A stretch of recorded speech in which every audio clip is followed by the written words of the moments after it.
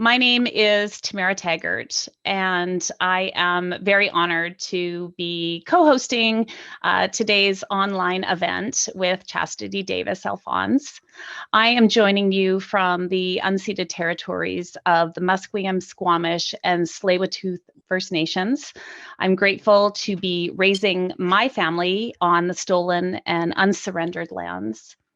As we get things started here, it is really my honor always to introduce you to a very special woman, a leader in the community, Elder Sequoia, Ann Wannock from Squamish First Nation, who will lead us in an opening song and prayer.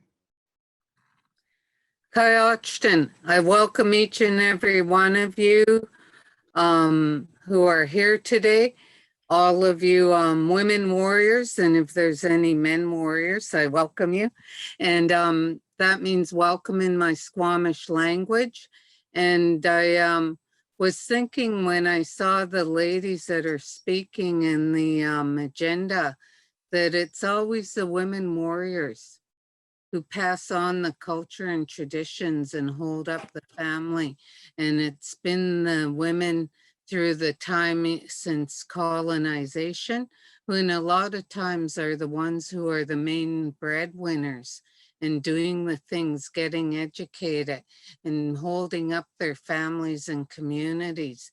And my granny, when she worked in the canneries, like in the 1920s or 1925, she spoke up for all the women to get better pay. So, you know, it's always been a strength and resilience of all of us as women to carry on. And I'd also like to just share that we have to be in Chomot and Shqualwin, one heart and one mind. That's how you say it in Squamish. Malcolm say Natsamat and Shqualwin.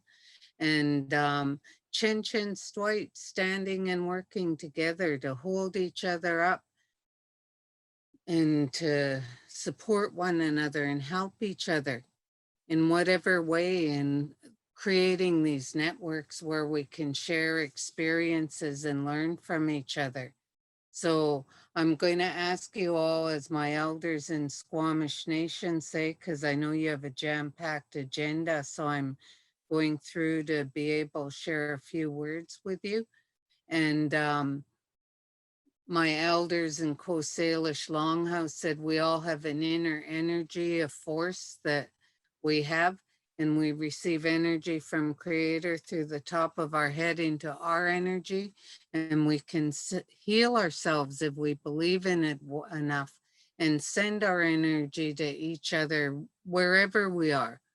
So virtual adaptation of the times hasn't made the sending of our spiritual prayers any different.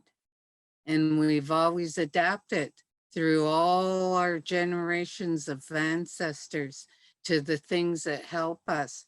And so you can't have your arms crossed, your hands like this, or your hands like this. So open your hands. And I always tease and say, now we're going to do Tai Chi and yoga. Got your yoga mats ready? No. Chastity's going to have you doing the tree and downward dog? No, just teasing. And, but I do want you to take a few breaths and just relax and get centered and focused for the awesome women who are going to share for you, women warriors. And take a few breaths. And I'm going to sing Sequalia's song, Greeting of the Day.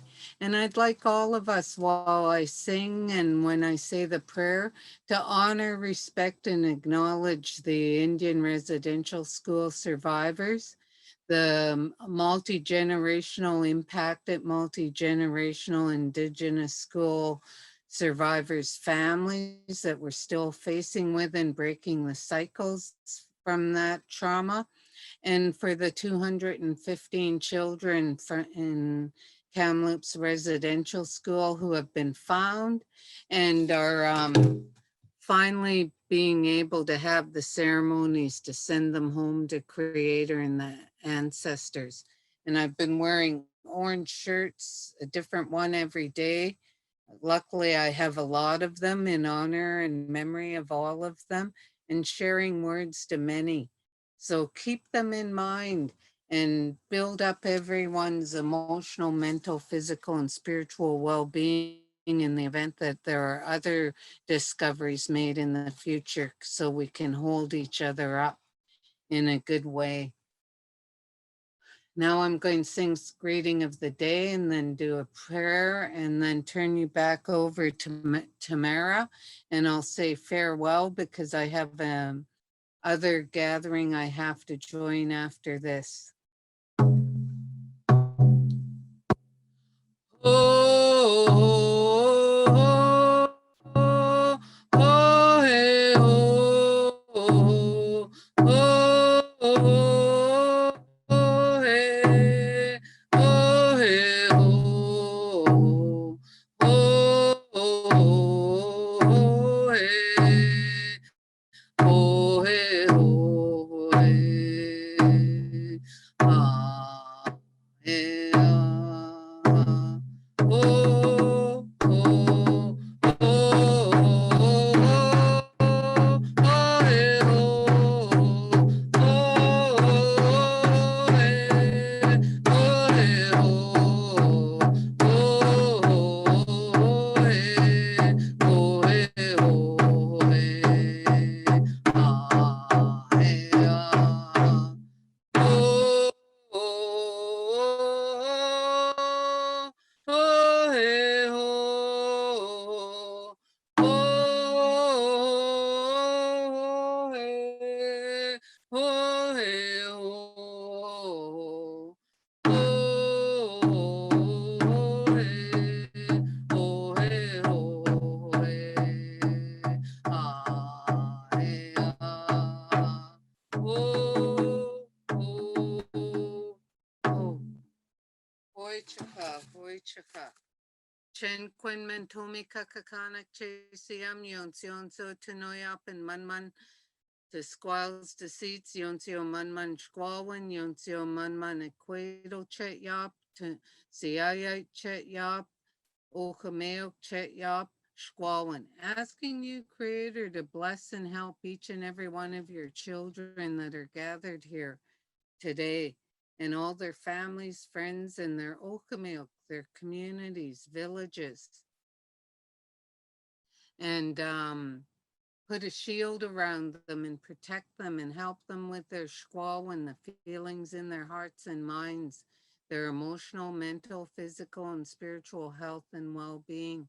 Saying, hear our prayers, Creator, for all our family, friends, and communities who have serious illness, injuries, and waiting for surgery or have had surgery, for all our family and friends who have traumas and battle alcohol and drugs, whether legal or illegal, and all of our family and friends who may be homeless because of their traumas and battles with alcohol and drugs, and asking for their health, healing, and recovery. And for those who are have traumas and battles, that our prayers are sent to help them be protected and safe and able to find the healing path to wellness and recovery. Asking you, Creator, to hear our prayers being sent of healing to all our families and communities who may have lost loved ones and are saying farewell to those going home to Creator and ancestors. I understand that there's in the interior, in the Tla'ammin, there is a loss and going to be a farewell for a loved one. There was one yesterday for Tla'ammin, and my own Squamish Nation. We lost a loved one this morning. And so our Joseph family is in sorrow. So sending our healing prayers to help hold them up in the days as they say farewell, and to help them with their healing in the days ahead, and know our loved ones always worry about us who have to walk our life journey still. And they send they're our guardians, our spirit helpers, and send spiritual help. Maybe a dragonfly, ladybug, hummingbird, eagle, or when you're feeling low and it makes you smile and feel lifted up, or a song when you're shopping in the malls or something, or food place, and you think of a loved one and the good time you had when that song was out. That's spiritual help from loved ones. So know they're always watching us. Asking you, Creator, to send my prayers and prayers for each other here today, that today's work is yet one halt up an excellent work, and that everyone shares their snachum, their words respectfully, takes in their heart what's meant for them, and that we transfer knowledge and experiences and create solutions for the present and future generations, and let it be a yet one halt up an excellent work today. Tla'ammin Nation. Those are my words. Chen Quinn Mentomiop, I'm grateful and thankful to all of you for letting me share a part of your day and being here.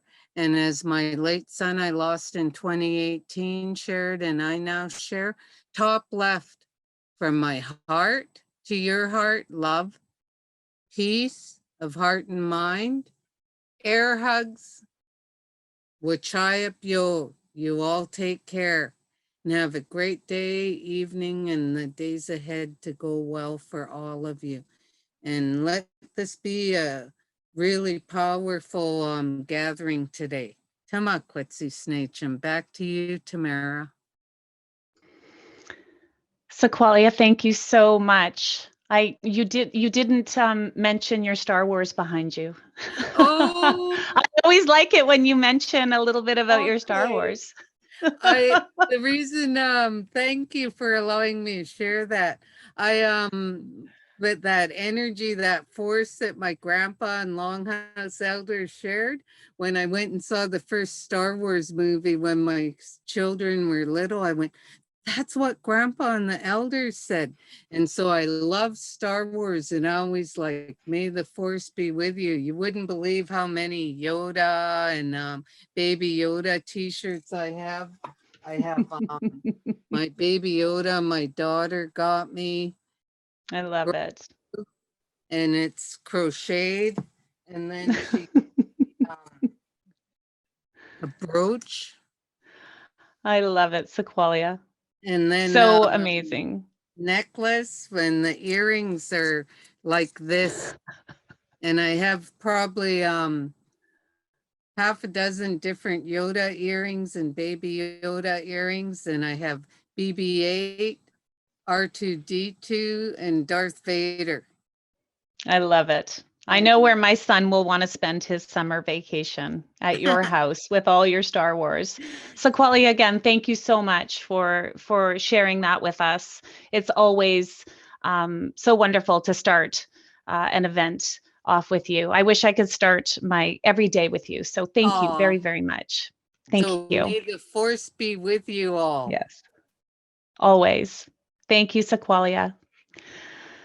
Okay, so Chastity is now, I know that more people are joining in right now, and we had a little bit of a technical issue with people joining us, but we are here and we are back, and it is all good. And Chastity is joining us now, and she will give us a little bit of an introduction about what is happening today and what this is all about, what Deyen is, and then I'm happy to take us into our next guest. So Chastity.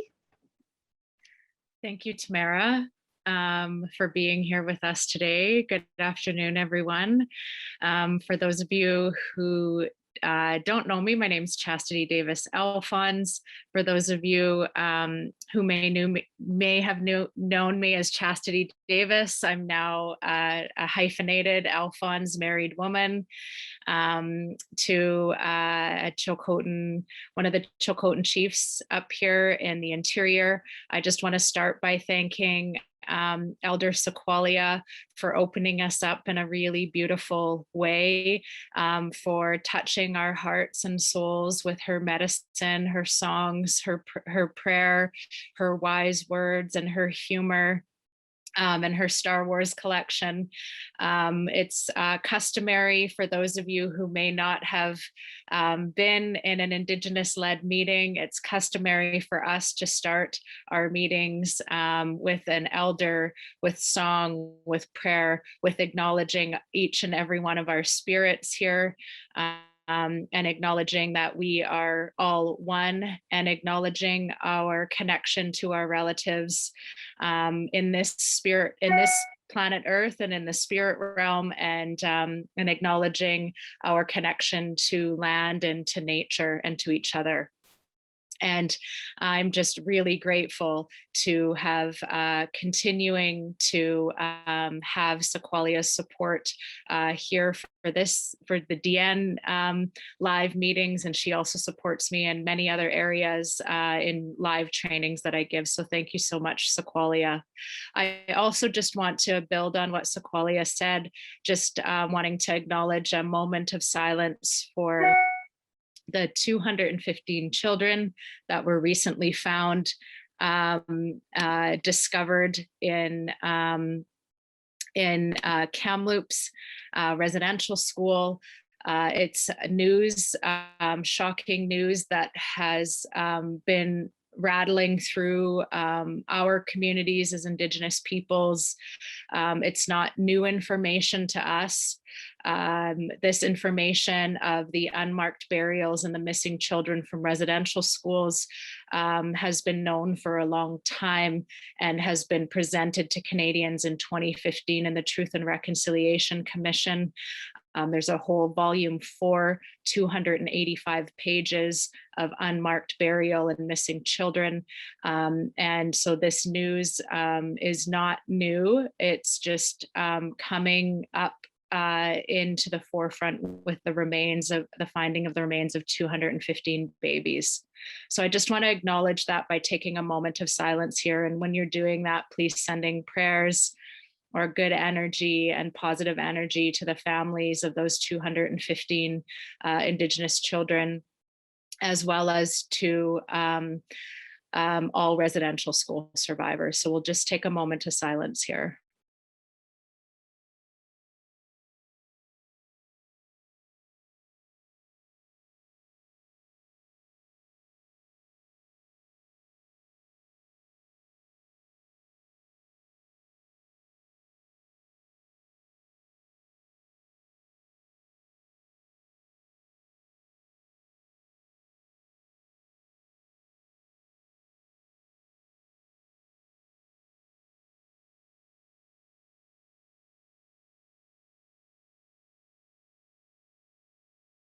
Thank you, everyone, for acknowledging that moment of silence, for sending some good energy and prayers over to the Kamloops people. And my husband and I were there last week for 3 days on the site and offered prayers and ceremony and offerings to the children and to the community. So just wanting to remind everyone to keep them in your heart and your daily prayers.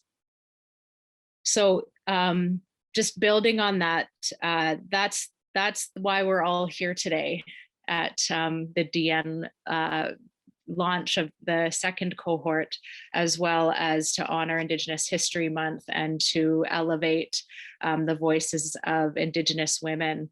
And Deyen is a wonderful place for an invitation for all Canadians to transform. And Deyen, the meaning of the word Deyen is a Tsilhqot'in word. My husband named the platform, and Deyen translates into a person who has the gifts to transform. And in my husband's community, people who are Deyens are medicine people, spiritual people, and they believe that everybody has the gifts to transform. So when I was creating this online platform, Deyen, an invitation to transform, it's an invitation for all Canadians to transform your thinking, your thought processes, your conditioning around the original peoples on these lands now referred to as Canada.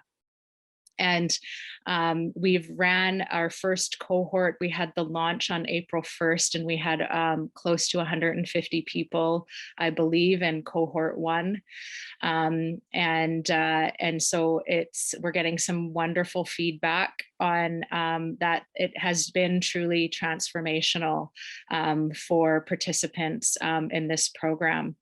And transformational in the sense of learning about Canadian history through the lens of Indigenous women, and learning about the history of Canada through the lens of the original peoples. And that's what Deyen is about. And so you can access, I've got Danielle here, who's a friend and soul sister. She's going to be the support in the chat today. And she's going to be providing links to and more information. So keep your eye on the chat. You can access the Deyen website on deyen.ca. And if you're posting about today, the hashtag is #DeyenTransform. And for the first 100 people that sign up for cohort 2, there is a 15% off promo code that is in the chat. It's Deyen Launch 15. And I'll talk a little bit more about the site as we go on, but the modules are 4 modules, and they're titled Canadian History Through the Lens of Indigenous Women. They're about 8 to 12 hours of learning. There's 2 live Zoom calls, journaling exercises, videos, audio, and a beautiful opening song for each of the 4 modules that was kindly recorded and donated to us by the Tla'ammin Women's Council, my husband's community, the women from my husband's community. So it's a beautiful interactive course. So we'll talk a little bit more as we go along. But what we're also wanting to do today is to honor the life of one of the Indigenous women that contributed to Deyen. So in the 4 modules, there's 6 women that are sharing their experience of Canadian history through their own lens. There's 4 First Nations women, 1 Inuit woman, and 1 Métis woman. And one of the First Nation women that you will see in the videos her name is Sarah Robinson. And Sarah Robinson recently lost her 2-year battle to cancer, and passed away recently at the tender and ripe age of 35 years old. Sarah Robinson was an extraordinary woman and a very good friend of mine. And you'll see that there is articles coming up with honoring Sarah Robinson, her life, and she is a large part of the Deyen modules. And so we would like to honor her life by revealing the Deyen Sarah Robinson Scholarship for Indigenous Women. So everybody who signs up for Deyen, proceeds from your contribution to Deyen will go to an annual scholarship, starting off with 1 annual scholarship per year. And it will go to an Indigenous woman who is seeking post-secondary education. So thank you, Adira. We have a little bit of a slideshow to honor Sarah's life. And as you remember, some of you may have been here for the launch on April 1st. Sarah Robinson was here as one of the speakers on April 1st. And she, this is one of her quotes that I love in regards to the importance of learning from Indigenous women. In the territories often called Canada, history books have overlooked Indigenous women's contributions, silenced our voices, and inaccurately represented our experiences. History is simply a collection of stories, and Canadians have a powerful responsibility to learn from Indigenous women's stories so that we may collectively write a history that our daughters will be proud of. And a very strong statement from Sarah Robinson. Next slide. And we're going to have Adira play a video in honor of the life of Sarah Robinson. And the video is portions of Sarah's contribution to Deyen. So if you've taken the Deyen modules already, then you will be familiar with Sarah Robinson. You may also be a friend or an acquaintance or have taken her training. And so just wanting to honor her life here today with the revealing of the scholarship, but also to introduce you to an extraordinary woman who has made a large impact on our lives here as the Deyen team, on my life as an individual and as a British Columbian and across Canada.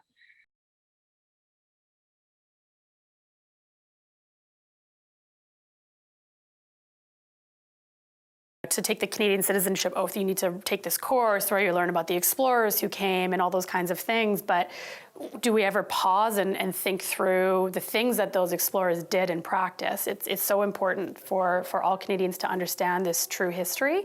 But until the general Canadian population gets there, there will always be, in my opinion, a certain element of disconnect between what politicians seek to achieve and the support that those politicians receive from the general Canadian public. So I'm glad that that the Canadian political sphere is at least using words like reconciliation, is at least acknowledging, yes, residential schools took place, we're not trying to pretend they didn't happen anymore, are recognizing that our languages are dying, are recognizing that our people have accumulated generations of trauma that's woven into our very DNA. I'm glad that we're there. I'm glad that we're talking about it. But it needs to move beyond politicians. Teachers and schools who are raising next generations of children need to understand this. Government employees who haven't had the opportunity to learn about these things need to have opportunities so that they can understand the way that their job, their 9 to 5 every day, is in some way linked to Indigenous oppression. People need the opportunity to work through those things, not in a place of shame, but in a place of acknowledgement that this is where we came from and this is where we're going. And each of us have a choice every day. If we choose to acknowledge those histories and place that as the lens throughout which we live our lives, I personally believe that Canada can look better in the span of a generation. But it's that individual work that people need to do. And it's tough work. It's not easy. People don't want to feel shamed about the fact that Indigenous peoples were dispossessed of their lands. Like, that's lame. I get that sucks. It sucks to have to hear that, but it's the truth. And people just need to acknowledge where we've come from and not take it so personally sometimes. Just live your life in a better way. Think about this important stuff. Be a good person. Treat people the way they want to be treated. And it's not only people's individual work, it's also their responsibility to teach that to their children as well. Humans are stupid. Like, we're dumb. We do crazy things to each other all the time. We hurt people that we love.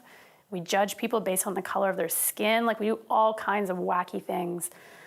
But that doesn't mean that there isn't always hope for a better world. It's just focusing on that hope can be really difficult when you're climbing to the top of Mount Hope, but it's slogging through pain and trauma to get there. It makes the day-to-day difficult while also recognizing that the lifetime achievement that you're seeking is also worthwhile.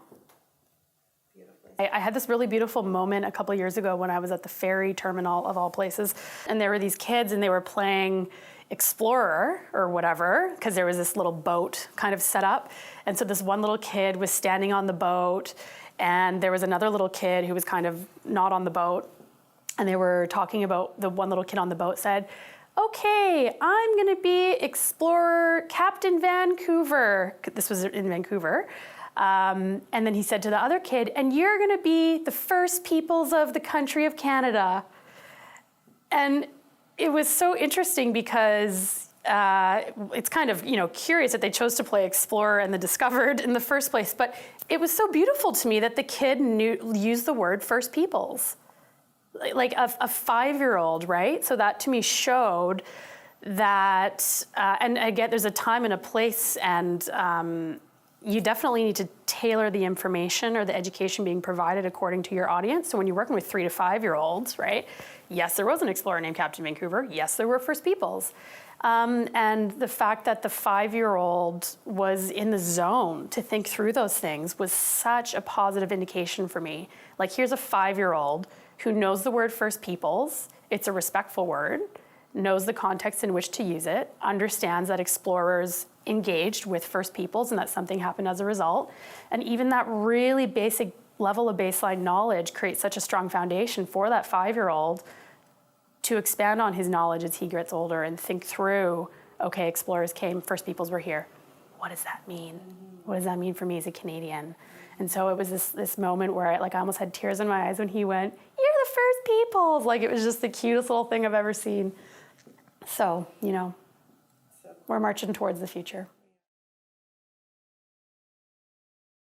So that video was taken from footage that Adira and her husband took for the DN videos that are included in the 4 modules, and just honoring the life of Sarah Robinson and the scholarship that we are going to be dedicating from now into perpetuity. And as we grow, this scholarship will continue to grow. And I had the opportunity to visit Sarah a week before she passed away. And I spoke to her about this scholarship, and I said that would like to do this to honor your contribution to DN, to honor your legacy, and so she was thrilled. And I asked her if she had any stipulations or she didn't wanted anything around it. She said, no, just make it the Scholarship for Indigenous Women, period.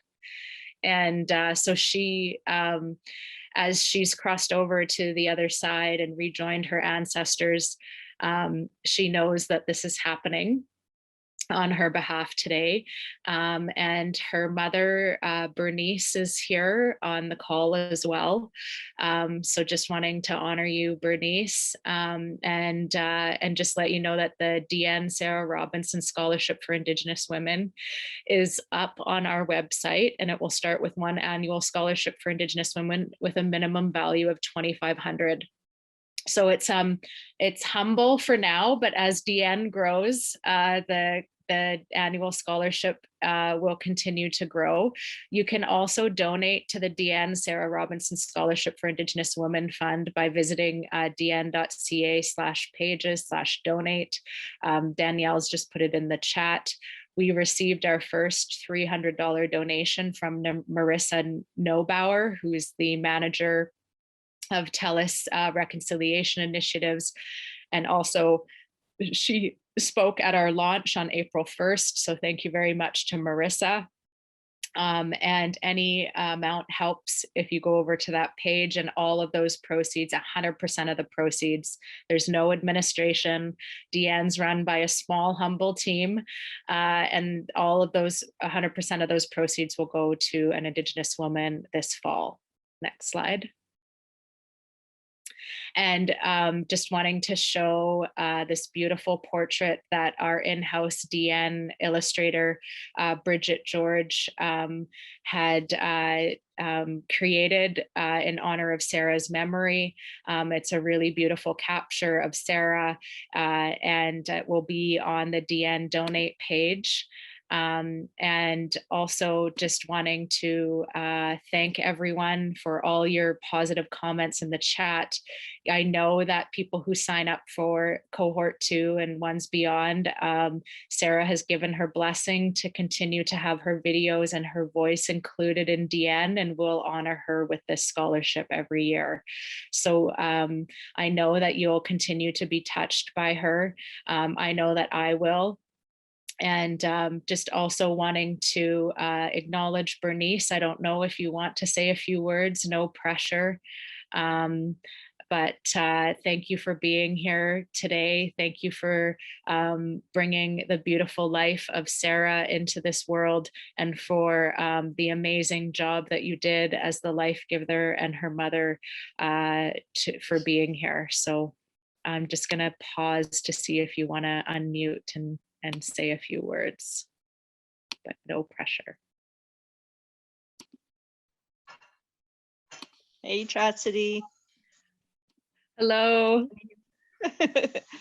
Thank you for your wonderful words and everything regarding Sarah. I really, really appreciate it. And I'm really happy that an upcoming woman's going to be, making use of the donations that will be given to her. And hopefully the next person will make a difference too. Thank you. Thank you so much, Bernice, for being here today, and just for your strength and love. And we're all here sending you that today as you're in your home community and surrounded with love and family, and continue to make you proud, continue to make Sarah proud. And thank you. So with all that being said, just also wanting to encourage everyone to hold Sarah and her mother and her family in your hearts, and know that you will be touched if you do sign up for the modules by Sarah, and encourage you to donate to the scholarship. And all that being said, just want to pass it back over to Tamara to introduce our first speaker here today, and move through the rest of our wonderful event. Thank you, Chastity.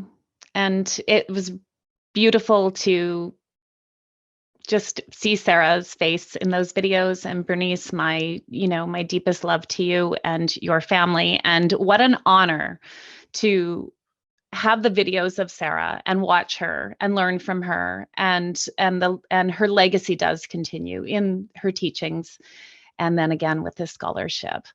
So, today's event is as Chastity mentioned, it's an introduction to the next cohort, which starts on June 11th for this online course. Canada's history through the lens of Indigenous women. And last time we heard from somebody who had been through the course, and we'll be hearing from Stephanie now. So Stephanie Hollingshead is the CEO of HR Tech Group, and she took part in Cohort 1. And I'm really looking forward to hearing what Stephanie learned from taking the course. I'm taking the course. I'm in the middle of it. And as a non-Indigenous person, I was not taught really anything that I'm learning in this course. And I feel like I've had, how Oprah always talks about those aha moments. I've had hundreds of aha moments. I think Chastity is tired of getting my text messages when I say, I had no idea this happened. How did I not know this? And so, we'll hear from Stephanie and her experience. And then right after Stephanie, we have an Indigenous Women's Leadership panel. And we have 3 incredible women who will introduce themselves, and we will have some questions and hear from them. So right now, I'd like to introduce you to Stephanie Hollingshead, who took the course, Deyen's Canadian history through the lens of Indigenous women. Stephanie, can you unmute and join us? I certainly can. Thanks, Tamara. I'm honored to share my experience, and hello, everyone. I'm joining this event from the traditional unceded territories of the Musqueam, Squamish, and Tsleil-Waututh nations. And just before I jump in and share my experience, I just want to quickly express my condolences to the many people who knew and loved Sarah Robinson, and also to the Secwepemc First Nation community who are just working through so much grief. So I first met Chastity a year and a half ago. She facilitated a portion of a multi-day inclusive leadership training program that our organization was offering, was our first one. And her section was the most powerful 2 hours of learning that I've had in my life. And it really led me on a journey of learning, right? I have been reading, I have been listening, I've been taking courses ever since then. But all the time I've been really wrestling with this question, like, okay, beyond learning, what can I do, right? What other actions can I take personally towards reconciliation? And, you know, what actions can my organization take too? And then I took the Deyen course, and that has led me to some answers to that question. You know, I found for me that the course provided me with tactical suggestions of actions that I can take. It also provided some really good examples of actions that organizations have taken, small and large organizations. So it's been really helpful. It really provided me with more clarity, but also some ideas to act upon. And like Tamara, I was also sending Chastity notes because it really stirred me to take action personally as well, right? Like having conversations with my kids, reading new books, just, you know, following new people, like not stalking people, but social media, following people on social media, so that I can hear different world views, and so I can learn in different ways, right? I've been pointing family and friends, colleagues, anyone who will listen to this course, and really encouraging them to learn. And, you know, I think from an organizational perspective, that last module in the course, the fourth module, really excited me. It gave me ideas. You know, I now have some concrete actions, things I'm going to drive this year with HR Tech Group. And the course, you know, itself, it's well organized. I found it easily digestible with the modules. You know, it's covering very difficult and very important subjects, but I just found it was taught with such compassion and such patience, and also those moments of reflection. I just really appreciated the pace of learning, I guess. You know, and for me, Chastity has this incredible way of taking something that I think, you know, many of us have learned in that sort of academic sense. You know, we can regurgitate some facts about it, but then she shares perspective around it. She shares consequences about it. She really paints a picture for the learner that, you know, for me, I think really gets thinking about something at a deeper level. And that's those aha moments that learning really happened for me, right? So an example of that is, you know, from the course, I feel like I now understand intergenerational trauma. You know, as a white settler, you know, maybe I could stumble through defining it before that, sort of, but not really understanding it. But I feel like I've had a glimpse into the real impacts on people and on whole communities, and just to understand it at so much more of a deeper level. So, you know, and that's just one piece, one component. So, you know, there are facts that are shared through this course that have changed me. I'm not ever going to forget them. So I'll just close by saying that, you know, I learn something every time Chastity speaks, and I'm so grateful for that.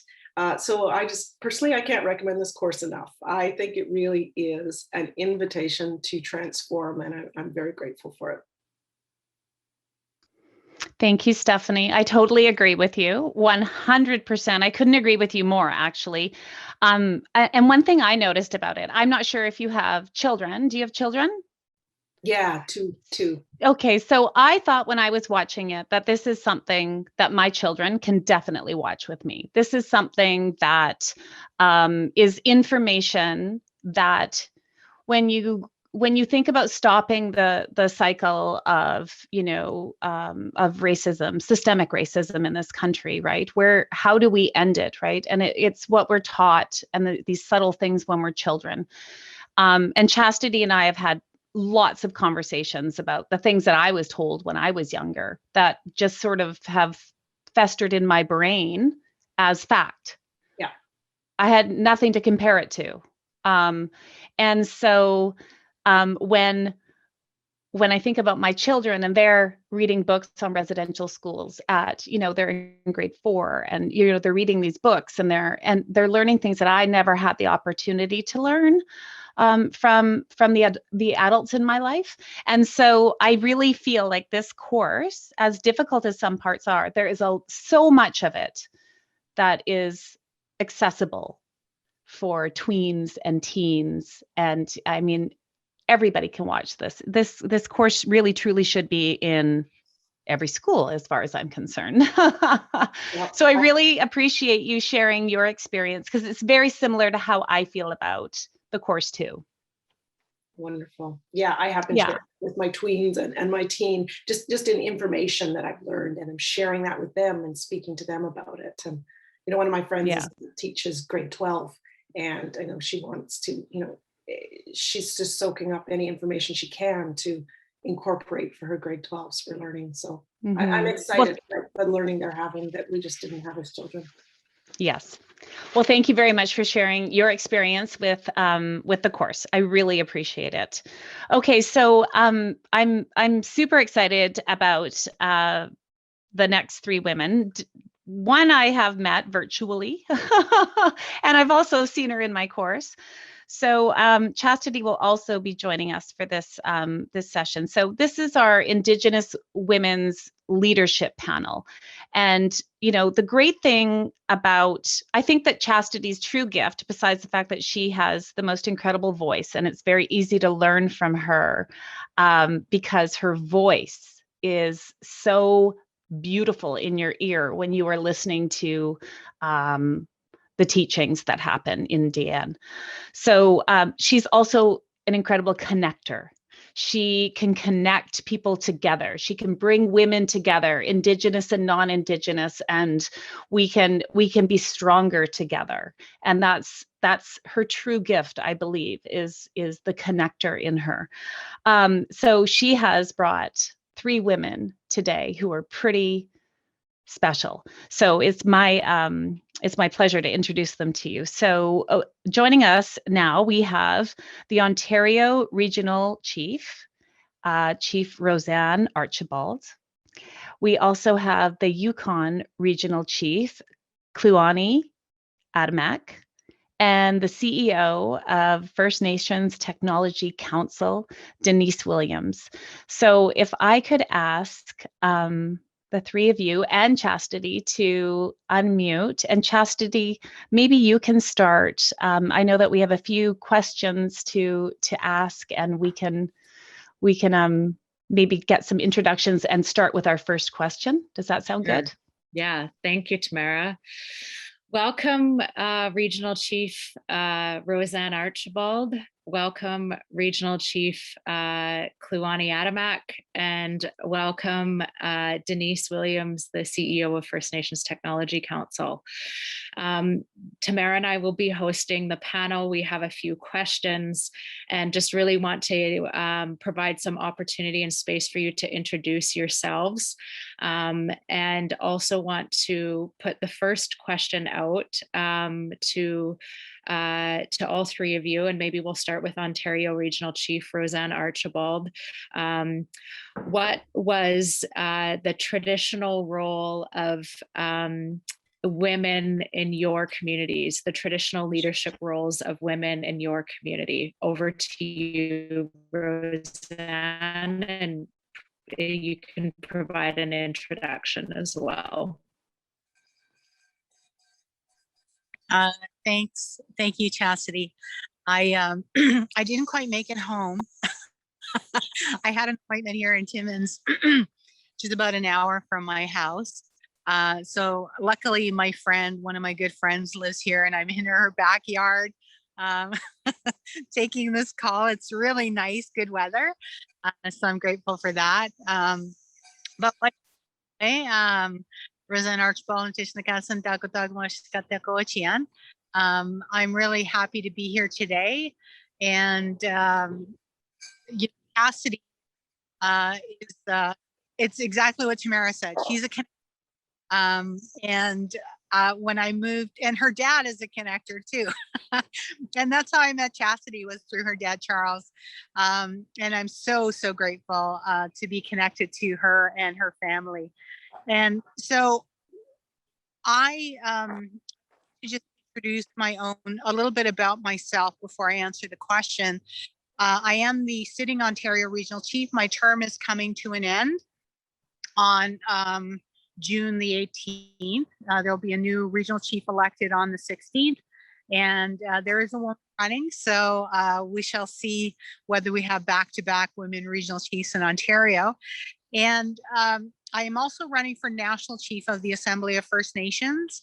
And that election is on July the 7th. So I'm really looking forward to that. And I'm transitioning out of my role and trying to ramp up my campaign. I'm not in full campaign mode yet, but once I'm done my term, I'll be really doing a lot more. But in terms of the first question on leadership roles in my community particularly, I wanted to take more of a personal approach. My mom, I want to talk a little bit about my mom, because in our community of TTN, where I come from, women have sat on council, so they've been elected officials in our community for quite some time, probably since the first democratic election, which happened in the late 70s. Prior to that, we were a hereditary chief community. So my grandfather, for example, was a hereditary chief. And the very first election, my dad became a democratically elected chief, and I was also democratically elected chief of my own community. And so women, I believe there was a woman on that first council, the first democratically elected council. There was a woman councillor on there. And so in TTN, women's leadership is a very integral part of our community. And so I wanted to talk about also the informal leadership that women have played in our community. And particularly, this is where I wanted to talk a little bit about my mom. So when we think about the impacts of colonization in our communities, for example, we know that we are in a colonial system, and that system is heavily influenced by patriarchy, as are all colonial systems. And TTN is actually no different in terms of having that kind of impact in our community. And so when we think about traditional practices, we're talking, when I think about traditional practices, I think about pre-contact. That's what would be the traditional practices. But some people say, well, the traditional practices could be something from 50 years ago. And so certainly there's been an evolution of traditional practices. But women in my community have always had a very strong voice and have always been very strong matriarchs. And so women are the center of life in our communities in terms of being life givers and leaders of their families. And so as a Cree woman, I was raised with that deep sense of commitment and reciprocity to give back to my community, because that is actually a loving act. So it's an act of love and care when you do take a leadership role in your community. And Chastity and I had talked about this, how women have a heart-centered approach. Men can have a heart-centered approach too. And I think what's important about women is that we do come from a place of love. At the same time, we come from a place of great strength. So women are able to hold what we perceive as two different ideas inside of themselves. And that's what I've learned on my leadership journey, is that I can be strength-based, I can be strong, I can be seen as a very strong and courageous person. At the same time, I love people. I lead with my heart. And so I think that that's where we are evolutionary wise in terms of how we view matriarchs, that we don't assign a gender role to the idea of heart-centeredness, or that women are always one way in leadership. And so where I come from, women have always had a powerful role, as I said. And in terms of where we're going, we've had now 2 women chiefs in my community. I was the first woman chief. I was very young. I was 23 when I was elected the first time. And it was many years before I was elected again as a chief in the community. 1990 was the first time, and then the second time was 9 years later in 1999. And then it took a number of years again before we had our second woman chief, which is Linda Job. And Linda is an Archibald as well. And she became the second chief of our community. So in terms of how TTN has approached women in leadership, we have been embraced on council for many years. And I wanted to go back to my mom. She actually sat on council. But what I learned from my mother, though, above everything, is that she was a very powerful figure in my life and all of our lives, all of her children's lives. And she also had this sense of love, like she emanated love, it seemed like, from every pore of her being. At the same time, you just did not want to mess around with my mom. So I think that's where I learned this idea that women can be strong and powerful, and they can also exude great love. And so I hope that answers the first part of the question. Miigwech. It does. Thank you so much, Regional Chief Archibald. And really think that our country could benefit from you as National Chief, and happy that we can support you in getting there, myself and my husband, and we'll continue to do so. So thank you so much for sharing. And we'll have more questions for you in just a moment. So now I want to turn to another really beautiful friend of mine, Yukon Regional Chief Kluane Adamak, for you to introduce yourself, as well as answer the question, what were the traditional roles of Indigenous women in your communities? Over to you, Regional Chief Adamak. Thank you. And I'm coming at you live from the traditional territory of the Tla'ammin and Cohort. And actually, Chief Dorsbill, who, so half the chiefs in the Yukon are women, and her and her council are meeting next door. I'm at the beautiful Cohort Cultural Center, for those of you who have perhaps visited the north. So she just popped in with Elder Judy Gingill, former Grand Chief, and they're like, hey, what are you doing? So if you saw me kind of like doing this in the background, sorry, but they were like popping in and asking me what's happening. So I want to thank you so much, Chastity, and very much, in alignment with the others. And it's so funny, I've been on Zoom for, like you all, for almost 18 months, and I've never used the heart. I've never used it except for today with you, because you and Roseanne and so many others are all about heart-centered leadership. And so thank you, right? The heart, like as if we've never used the heart on Zoom. But I so too am grateful for the opportunity to have connected with you, built a friendship, a sisterhood And I so appreciate joining so many of you. And I want to give a shout out my mother-in-law, who is a Mohawk matriarch, Haudenosaunee from Six Nations, Gail.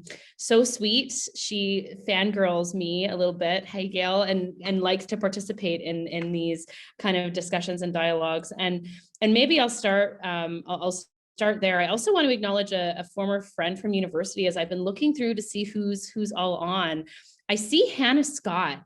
And I went to Carleton, we did our undergrad together, and Hannah, I have not seen you in a very long time, but it's so awesome to see you taking this course, and I hope you're safe and well. But it all, I think, fits together in terms of seeing all these beautiful and amazing faces, and Denise and Andrea, so I'm feeling great. I'm feeling great in, I think, a moment that's been really heavy. And I first want to acknowledge that for all those who have been impacted directly, of, the young souls that have, that have been awakened and found. And it's worn incredibly heavy on all of us. And I want to acknowledge that in these conversations, we find those moments to have and to hold space for what's hard and heavy, and to be able to find that hope and gratitude in all of the places that we're in right now. I had a chuckle with Regional Chief Archibald, because my friends and I were joking. Quite often I've seen like a number of different chiefs in meetings in a car. It's like chiefs in a car, and it's just so funny, Roseanne, that you're not in a car, you're outside, which is great. But for those of you who may be on Chief and Council or other people in the communities, I don't know what it is about chiefs being in Zoom in a car. So I had a bit of a chuckle with that. And when it comes to the question, and I really wanted to get to that, Chastity, is, the role of women. And so, just having Chief Bill and Judy Gingell, elder from Quanlan Dunn, pop in the Yukon, we are very much a matrilineal people. There's a clan system here. That's incredibly important. And you receive your clan status through your mother. And for many whom have Indigenous fathers, you're then, adopted into or brought into a clan. And so I'm from the Tla'ammin Killer Whale clan. My Tlingit name is Agay, which is my great-great-great-grandmother's name. And so it is so important here in the Yukon that, when sharing a little bit about who you are and where you come from. In fact, if we were all here in the Yukon at the Cultural Center in our longhouse, you'd see dancers entering in the space, but with their backs to you, and not as a sign of disrespect, but rather to show your clan crest, because that is who you are and where you come from. And so the role of women in the Yukon has always been a role of leadership. It has always been about matriarchs. And so, one of the most beautiful stories, and it's a story of the Tla'ammin from my clan, and it talks about the migration of, there was a time where our people were brought, from the coast. There was a great flood. And so a number of different clans moved to the inland, so to like the southwest part of Yukon. And the clan wanted to go back to their homelands, the Tla'ammin. And so they embarked on this journey from the southwest Yukon to the coast of Alaska. And they came to this insurmountable glacier. And the clan had to make hard decisions. Were they going to try to somehow climb above? Were they going to go around? And it was the two matriarchs, Awaste and Yekdushe, who said, we see this opening, we see this space, and we're going to go. It's our responsibility to go, to make sure that the clan stays safe and to see if this is a route that's possible. And so they went. And there are these beautiful songs that we sing today that are about the women pushing the canoe out, and then the journey that was made, and them getting to the other side. And so the role of matriarchs in a modern context is always about that, thinking about the community, making sure that nobody is left behind. And it's the women who far too often are the ones that are having to step in front first, to say, wait a minute, it's leading from, and I love Brene Brown as well, but I'm often reminded of what she talks about in having a strong back and a soft heart, And, you know, I think very much attuned to the teachings that that I've received, and from my grandmother who passed away this January. And she'd always say to me, Kluane, you just have to do it. You know, like it's not so much about thinking about it all the time. Roseanne's laughing at me because like I'm kind of a deep thinker, and I'm a long talker, as my dad will say. But it's acknowledging of those roles that we've always had, and we've always had to lead, whether it was setting up alliances with other nations or looking at what territories we needed to start moving through, where the caribou were, where the salmon were coming from. It was always the women that were making those plans. And then they were moving forward and, you know, advising, if you will, the speakers of the people, the Nashadahenes or the chiefs. So these roles have always been integral because it's been part of our clan system. It's been part of how we govern. And so for those of you who may or may not have been to the Yukon, when you come, you see the wolf and crow. It's everywhere. It's because that is exactly who we are. And it's always about balance and reciprocity. And, you know, for women and those who identify, there's also a really important role for men and for those who identify. There's always a balance. And it was never that women's voices couldn't be heard. It was always ensuring that the women's voices were always part of decision-making, not a question. And so oftentimes in my experience, and acknowledge that I am younger, what's really interesting though, is that if I were a man, people probably wouldn't say I was younger, but because I'm a woman, they do. Anyway, that's for like another conversation. But the point is that, you know, in places and spaces, like half the chiefs here in the Yukon are women. And I was so proud to join, or when Regional Chief Archibald was elected and Regional Chief Poitras, because for the first time ever in AFN history, there had been 3 women. But it was like 2018. And so while I was so proud and so happy, I'm also like, but what? Like we're only at 30% now? Like we have so much work to do. So here in the Yukon, half of the chiefs here are women. I'm the 3rd woman elected to be regional chief in the Yukon. And so I'm proud of that because we've always operated so very differently. But I will say that, you know, our ways of knowing and being as Tlingit, as Southern Shoshone, as Yukon First Nations people, and the way in which women have always been included in decision-making isn't something I see translated across the country. I know there's a lot of work that's being done, but certainly when you come to the Yukon, like there's no place in space for some of the happenings, I'll say, that we experience in other parts of the country, that the Yukon is very much founded on the roles of women and the critical voices and experiences and perspectives that women bring, and that's at the forefront. So I'll take pause there, and so grateful and thankful to join all of you wherever you may be, and looking forward to the rest of our time together. Thank you, Regional Chief Adamak. I just want to share that I met Regional Chief Adamak through my husband, Chief Joe Alphonse, and he told me that when he met Kluane, and then he said, wow, Kluane, you're so famous and powerful that they named a mountain after you. They named a river, a lake after you. And she kind of, he says that she kind of looked at me a bit like odd and was like, well, I was named after the mountain. I was named after the nation. So I just was remembering Joe tell me that story about Kluane, and wanted to share that here because it was really cute when he told me that. So wonderful to have you here with us, Regional Chief. And last but certainly not least, I want to turn to Denise Williams, the CEO of the First Nations Technology Council. She also is featured on Deyen's videos as one of the knowledge keepers and matriarchs of Deyen. And so just want to welcome her here, ask her the traditional roles of women and her community, and provide some space for her to provide an intro as well. So over to you, Denise Williams, welcome. Hi, Chika. Thank you, Chastity.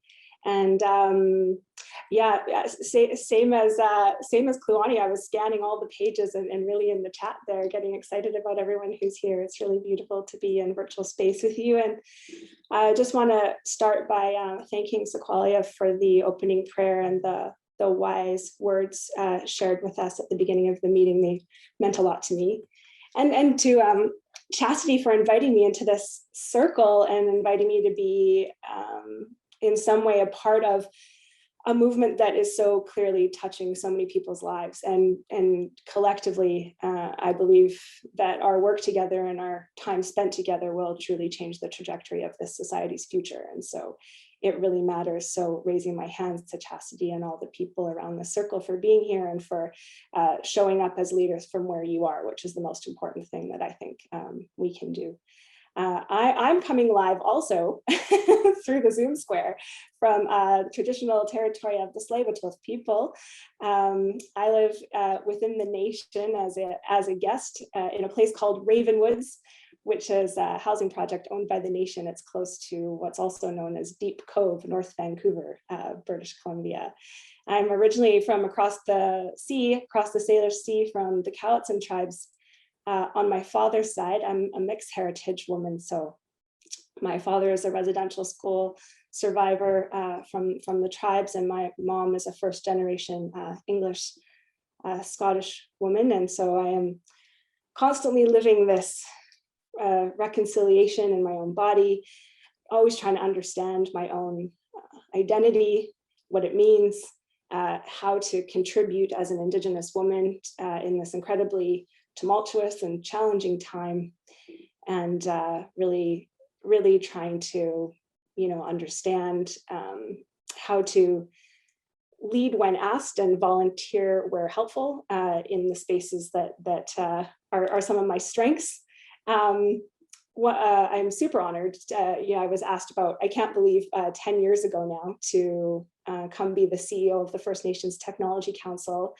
It is my blood, sweat, and tears, and the love of my life, this organization. And I very much just really care about digital skills development for our young people and for our people to be leading in digital spaces. And I'm so proud of the team that we've built and the movement we've created here in British Columbia. And I'm also really passionate about governance. And I think that's interesting because I think governance is a traditional leadership role of Indigenous women. And sometimes I wonder if that's a part of who I am coming through in that way. So I've, in my trying to understand how systems work, this is my real passion in life, is trying to understand how systems work and trying to understand how to change systems. I did a MBA at Simon Fraser University. I was in the first cohort of the Indigenous Business and Leadership Program, and I built the strategic plan and the business plan for the First Nations Technology Council while I was there. And it was a really interesting experience of trying to learn MBA language and trying to learn, all of these ins and outs of business, and then at the same time try to decolonize that and try to localize and contextualize it to the not-for-profit world and what I was trying to do in building different organizations. And so a lot of my thinking tends to straddle both, Indigenous leadership, our self-determination, our sovereignty, how we see the future of systems and the society changing, and in some ways examining critically the tools and the methodologies of our current economy and our current society and how that works. So I've spent time across a number of different boards. If you look at boards I'm on, you can see what I'm interested in. So very interested in the academic environment, and just graduated from my time on the board of Simon Fraser University, as well as a few others, and just have spent 8 years with the Urban Native Youth Association as the president.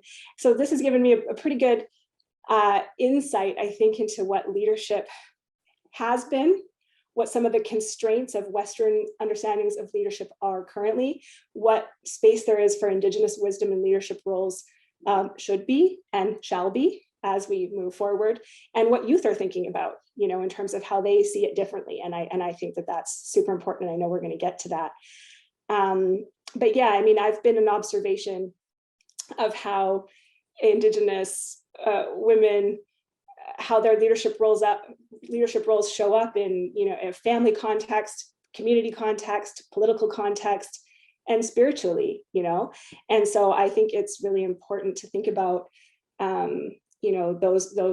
those observations, those learnings, those gifts that we've been given from all the women who are leading from where they are. I've certainly learned a lot from my grandmother, the mother of 10 First Nations boys and 2 daughters. I don't know how, she's short like me, like 5'4", but she would come into a room and everyone just kind of quiet down and would just listen to her. And she had this amazing leadership power, and, definitely have been supported by so many aunts in my family. And I think a lot about how women support communities in building planning and building a cohesive social fabric, and spiritually been guided by so many Indigenous women, elders, but also youth. You can take guidance and mentorship from anywhere at any time if your ears are open enough. And so I think that that's really important. And so our leaders are also the young ones, right? And I think that there's a lot that we can take in. So, and I think that's that's traditionally, I think, how I understand, leadership in our context. And I'll leave it there because I know we're short on time and there's lots of big questions to get into. So, Tla'ammin, thank you. Thank you, Denise. And I will say, Denise, it's been wonderful watching your videos in the modules too. It's been great to learn from you. So thank you very much. We're starting to run short on time, and I know a lot of people have joined us on their lunch break. So I had 2 questions. I'm going to try to put them together. And then whoever wants to answer them, it would be great if you just jumped in. My background is in media, and I will say in the 28 years that I was in media, I rarely saw Indigenous women on the news unless it was something horrifically tragic. And I'm wondering, there's two questions. One, why don't we see more women, more Indigenous women on the news talking about important issues? I think it's changing. But maybe that's just what I've surrounded myself with now. But so I'm wondering, how does that shift in our media landscape across this country so that we start including Indigenous women's voices on important matters? And then the second part to that question is how can non-Indigenous women make more space for Indigenous women as we move forward? So whoever wants to jump in from the 3 of you to answer that would be great. Don't jump in all at once. I started, so I was going to let somebody else start. Tamara. Well, you're on now, so you might as well just go for it. Okay, well, thank you. And I did also, in jumping on really quickly, I wanted to also acknowledge the elder for the prayer, and you, Tamara, for being our facilitator moderator today, and Chastity for organizing this whole event. In terms of why women aren't visible in the news, right now we represent a low population in terms of representation and leadership roles. So in Ontario, I believe that we're at, I wish my staff were on with me. I think it's under 30 women chiefs in Ontario, or between 30 and 40. So not even quite a third of the chiefs in Ontario are women. And so often you'll see our male counterparts being the ones interviewed because they're in the majority. And so that to me is a big part of the solution of how we have our voices. The more that we're represented, the more that we reflect society in terms of we are half of society, then we have to get to that point of being those people in the media. The other thing that the media can do itself is really think about these things now that we're in the age of reconciliation. We're in the age of MMIWG, the Inquiry National Action Plan coming out. That media really have to think about this as well and say, well, you know, there's an opportunity to talk about ABC. Let's make sure we get an Indigenous woman on this show with us. And I've been really fortunate that in Ontario, I am often called upon, but it is a very high profile position, the Ontario Regional Chief.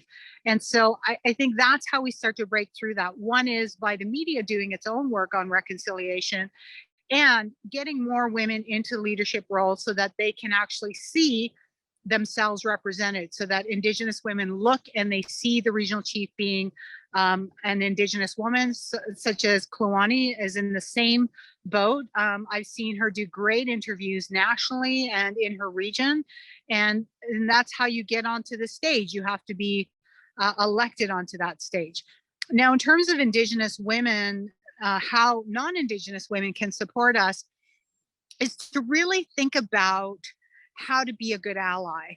And what does it mean to be an ally to Indigenous women? Well, it is about sisterhood, because we are sisters. We might not come from the same backgrounds, but we have to look at each other as sisters. And this is how we actually do it at the executive, particularly Regional Chief Adamak and I always tell her, you're like, because she's younger than me, you're like my little sister. And it is about a sisterhood.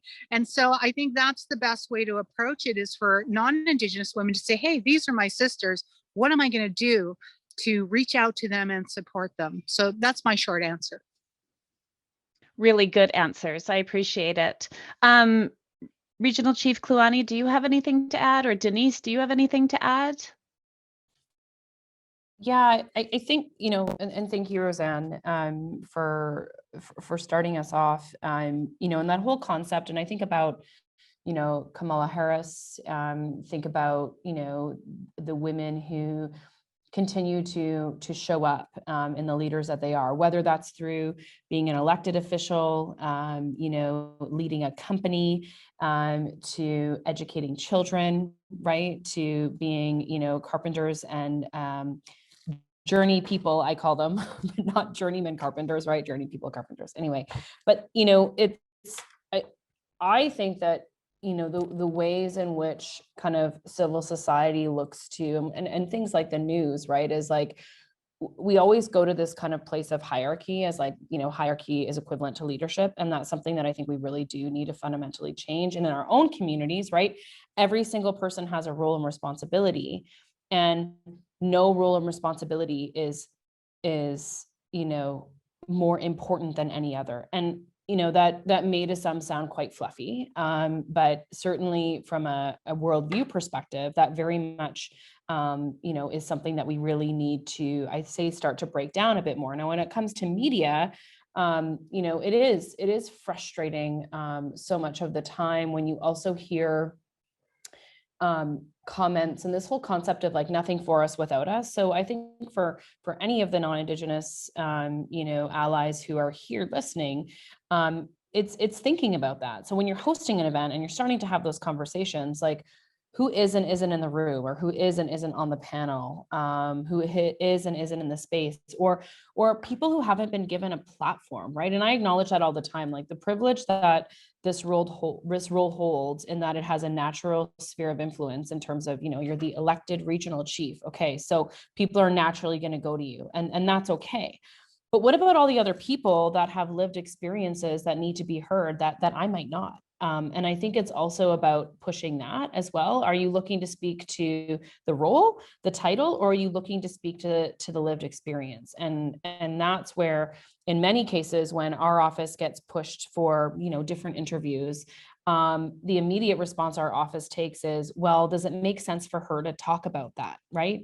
Or does it make sense for us to look to have that conversation with somebody else? So I think in the same way, and recently, like the ICD there's this ICD board training, and like they often talk about like equity and gender equality. And I'm like, how often are you hearing directly from women or marginalized people or women of color or Indigenous women when you're having those conversations? So I think that if, we start to have those conversations, more and listen more, I think that that's a huge part of it too. But I'm really keen, Denise, to hear from you, because I think that this issue of, what is the story and how is the story being told, is totally something that we need to continue to break down. And I'm, I think that conversation in itself requires a lot of hard work, if you will, to really get to how do we make that shift with our media partners. Yeah, agreed, Chief. Yeah, and I'd say as someone who's not elected into the space, not elected to be on the stage, it's a challenge when you're a subject matter expert and a subject matter expert on something like low Earth orbit satellites. You don't get a lot of phone calls in my office unless you really try to make a point that this stuff matters and that our opinion matters, and how access to these kinds of technologies, like how it lands in our space. And what I've really found is social media has changed the game on that. So I think traditional media certainly was very difficult 5 to 6 years ago. I wasn't really invited to comment in media or anywhere else. You probably would have talked to my board president, who is an older male elected chief.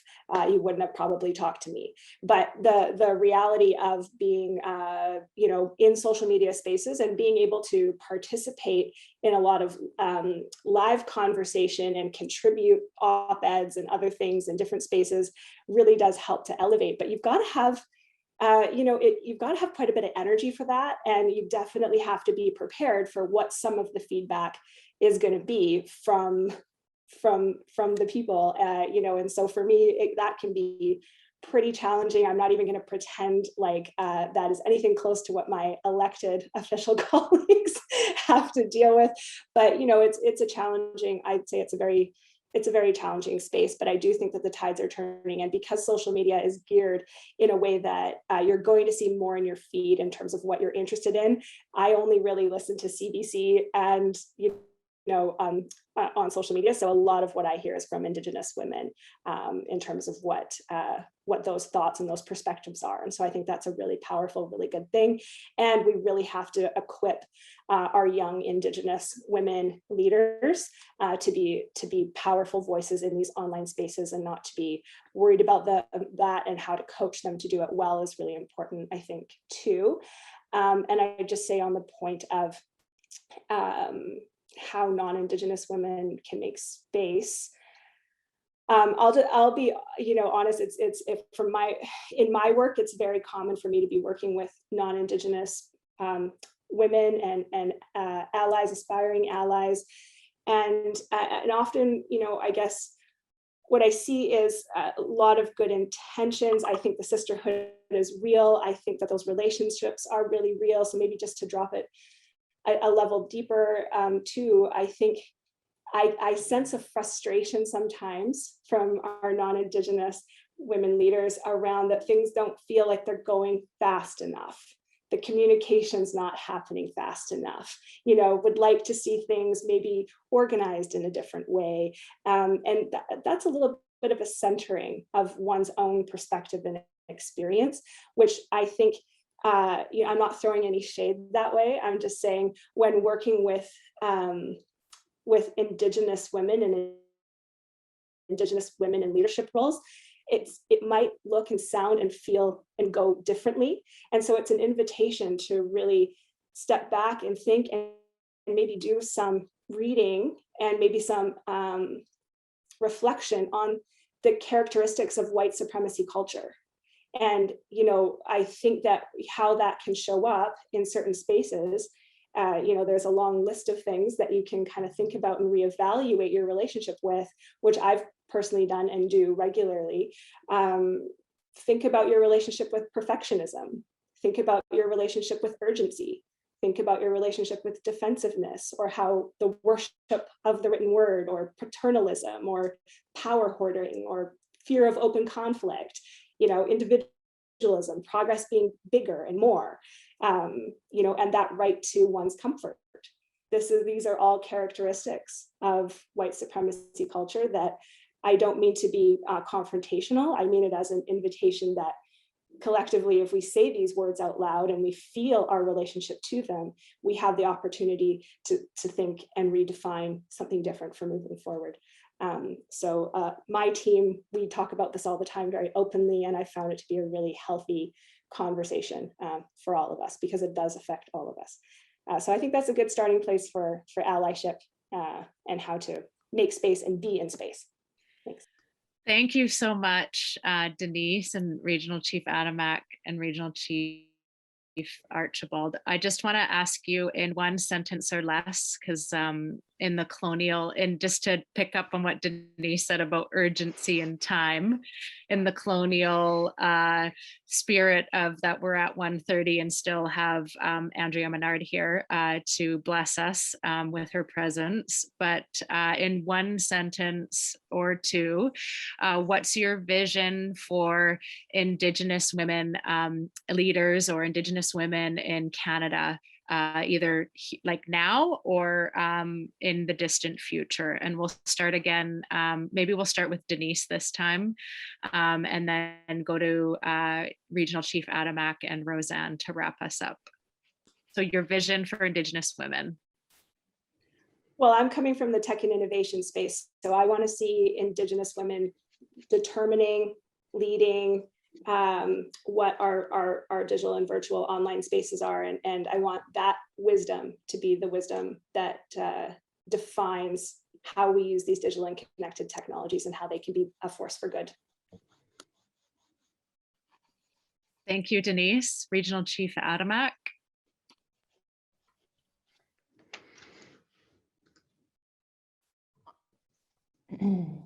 I want to know that my nieces won't have to experience what I have or any of the women who have come before me have experienced, and that women can continue to lead and be supported and feel safe in everything that they do.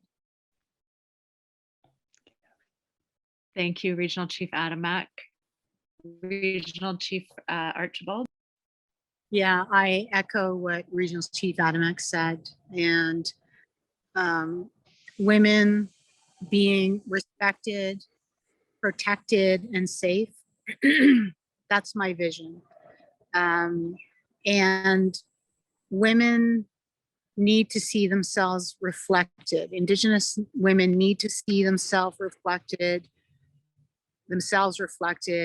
in other powerful women figures, whether it's the work you're doing, Chastity, or whether it's, excuse me, an elected position. I want women to be able to look in any sector of society and see themselves reflected, because they deserve to be seen and heard. And that's one thing I've said as I've started this campaign, that the healing and strength of our nations is reinforced when women's voices are heard, respected, and understood. Miigwech. So powerful. Thank you so much, on Ontario Regional Chief, and hopefully future National Chief on July 8th or July 7th, I guess, once you get elected in. So look out for Roseanne and support her campaign any way you can.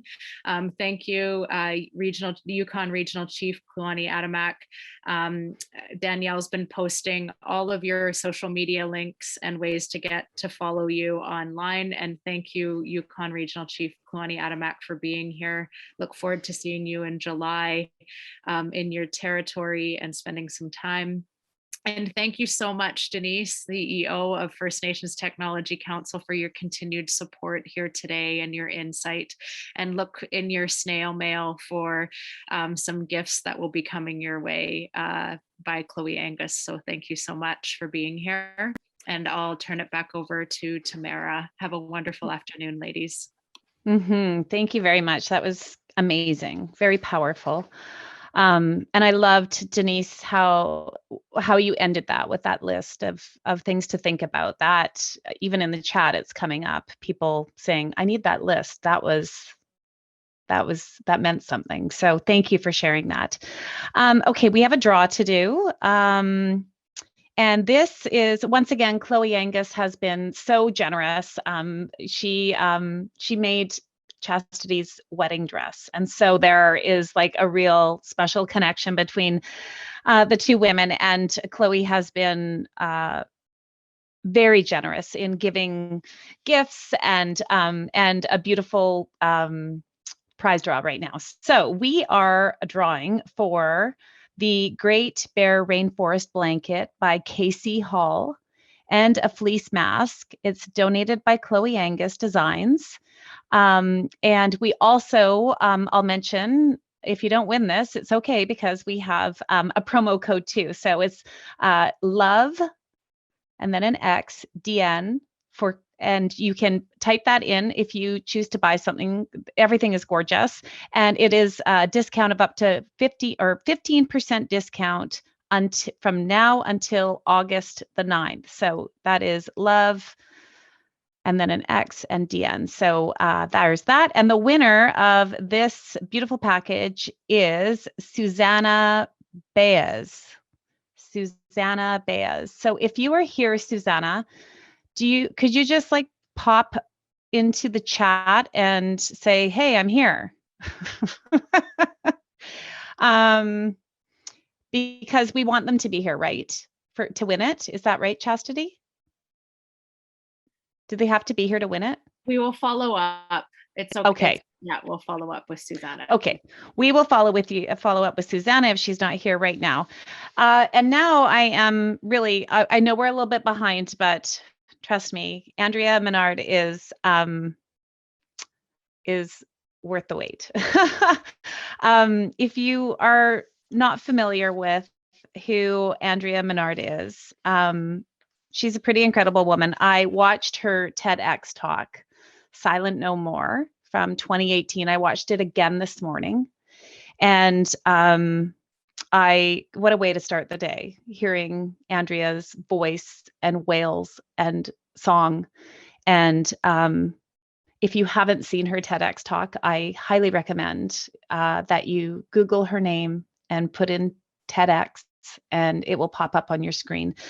So Andrea, I know you're here and you have some things to share with us, and we're so happy to have you here. Thank you for being here.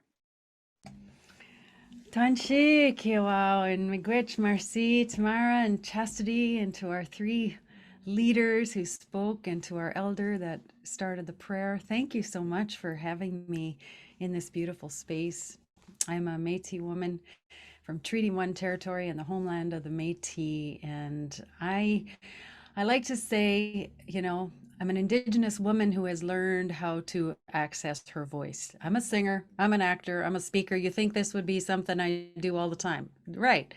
But I've earned that. And I'm also someone who has learned how to express feelings. And there's something that I'm particularly interested in Indigenous women's leadership. And that is, it's been mentioned here today, I think Chief Roseanne Archibald said, I think it was you. What did you say? You said women exude strength and love. And Kluane, you said women are having to go first during these times. Well, women are deeply connected to our emotions, our emotional body. And of course, in the circle of Indigenous, in the circle of how Indigenous, our worldview, everything is included in that circle. Whereas the systems are a little boxy, lots of dark corners, lots of things missing in the systems. The circle is rising, the circle is coming home, and all those voices that have been left out of the circle are coming home to that circle and being heard and seen, because people are moving into that circular way of looking at life. And emotional expression is one of those things that is not accepted in the systems that exist. But women, we are the life givers, we are, and those who identify and are heart-centered. Sometimes the gender is not necessarily important. What's important is that if you are one of those people connected to your feelings, that is what makes a leader different from the ones of the past, is that women feel when something is wrong. We all feel it, but women feel it viscerally, and we have this knowing about of what is the rightness for our families. We are the ones who hold that center point of going, the elders need this, the girls need this, the children need this, the community needs this. And we live and we know this by our deep wisdom in our bellies and our hearts. And of course, that to me is what is rising in leadership, that type of heart-centered knowing, intuitive knowing. Kluane's Women Just Go First is because they're in touch with that intuitive ancestral connection, that spiritual connection, because we can't, we can be trained to be leaders as men of those systems that were, how to succeed in those. But the leaders of the future, the leaders that are being birthed right now in every one of us, is a new way, an old way of being, which is harmonious with our feelings and having that intact. And that means having our hearts and bodies and feelings intact, which means it comes out through our voices. And it's an unpopular view. It's unpopular because, how many people cry in a meeting and then apologize all over the place? Well, women, crying in a meeting is, to me, the way of the future, because you're going to know your passionate heart is on display and no one's going to shame you anymore. That's what I see as the future, is that women holding their beautiful emotional knowledge in a sacred way. So having said that, I'm going to try and sing a song that, Tamara, you said, you talked about my TEDx talk. This song was written as a companion piece for that. It's called Silent No More. And I hope that my computer audio works, because it's video, it's Zoom. It's never amazing for a singer. However, we'll try. And this song is all about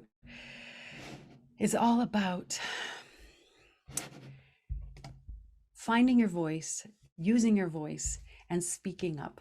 And those who identify as men too, you're included in this. You're not left out. So wish me luck. Let me know if you can hear this, okay? Yes, give me a thumbs up. Can you hear that? Okay.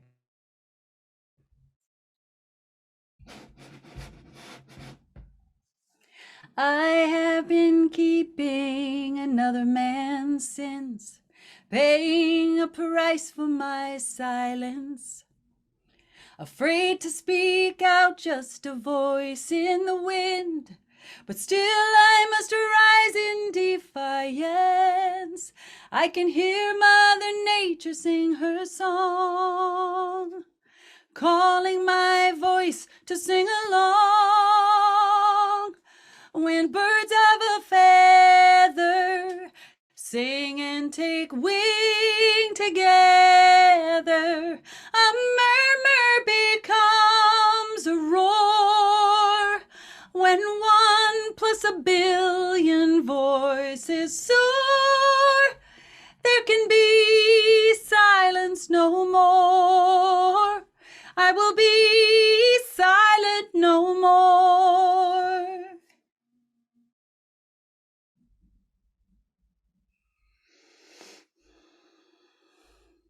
A rainbow of people walk on this earth, and too many suffer in silence. Let's rally compassion and courage and worth. With one voice we can overcome violence. Can you hear Mother Nature sing her song, calling your voice to sing along? When birds of a feather can take wing together. A murmur becomes a roar when 1+1 billion voices soar. There can be silence no more. We will be silent no more. We will be silent no more. Silent no more. Silent no more. Sing with me. Silent no more. Silent no more. Silent no more. Silent no more. Silent no more. When 1+1 billion voices soar, there can be silence no more. I will be silenced no more. I will be silent no more.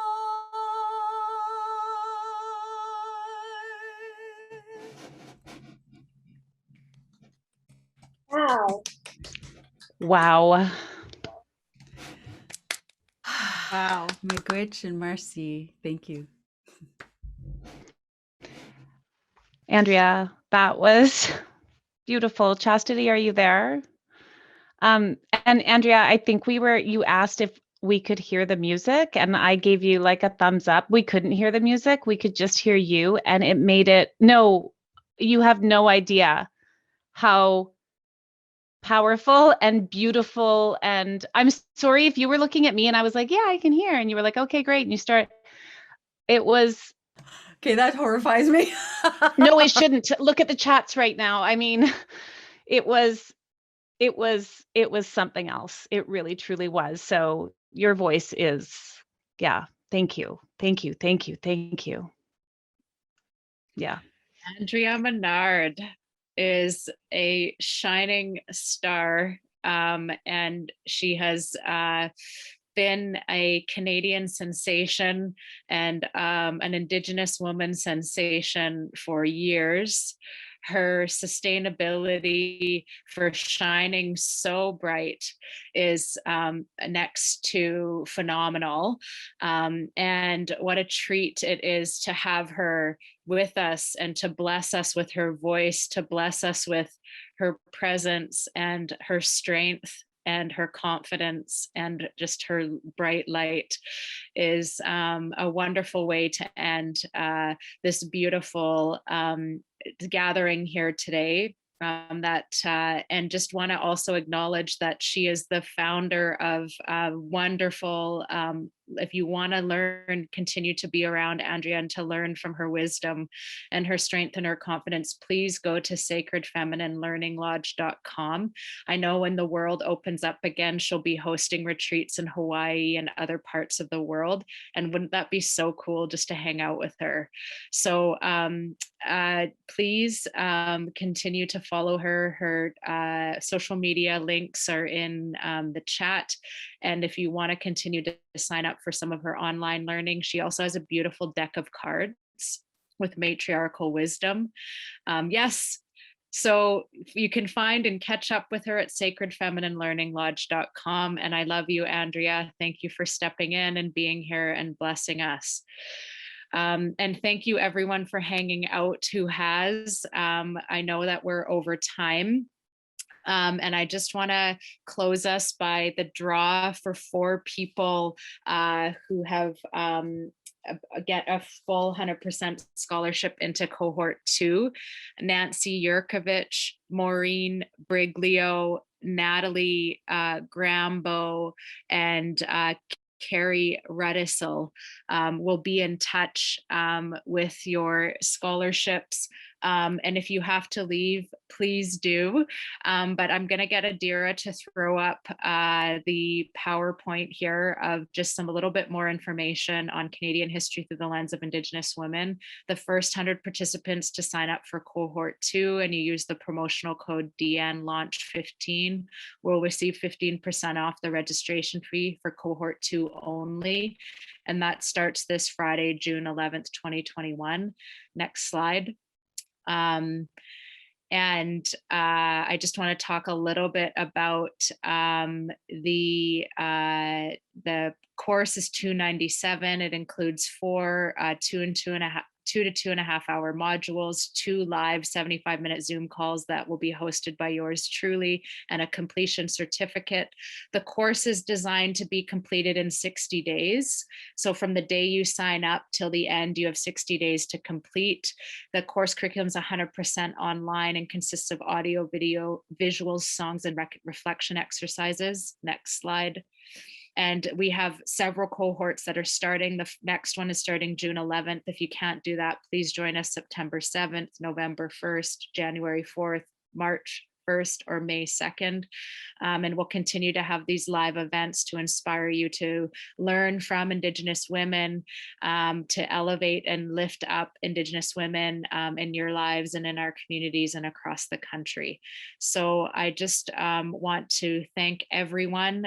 This is a slide with all the beautiful Indigenous women that are featured throughout the video. I want to thank everyone for sticking around. And I love that Denise is saying just around time and urgency and centering white supremacy, as my heart was pounding because we were over time, and then just remembered that that we are in the moment people as Indigenous peoples, and that we honor what is in the space and what is being said, and honor everybody that shows up to be here. So thank you so much for being here. I look forward to seeing you at DN online, and having you be a part of the invitation to transform. And now is the time. There's no better time than now to accept that invitation to transform. And thank you everyone who took part today. And I'll just hand it over to Tamara for some closing words. And thank you, Tamara, for your support and your love and just your heart. Thank you.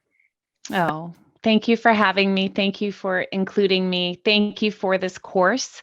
And again, I'm just one person, but I can tell you, as somebody born here, I did not learn anything that is in this course in school or from my parents or any adults in my life. So this has been a true gift. And again, once again, I have learned something from Denise when she was talking about, being in a hurry and that, and Chastity was sending me a text. I'm like, I think we need to wrap up soon. And again, there is a great learning for me right there to just be present in the moment. I'm always in a hurry. I'm always trying to rush through things. And, it's just another gift from being around strong women, sisters, Indigenous women, who remind me of how to center myself or ground myself, not center myself, and ground myself and enjoy the moment that we're in. So once again, this has been a pleasure. Thank you, Chastity. Thank you to everyone that was here. And I look forward to seeing you all in Cohort 2. Have a great afternoon.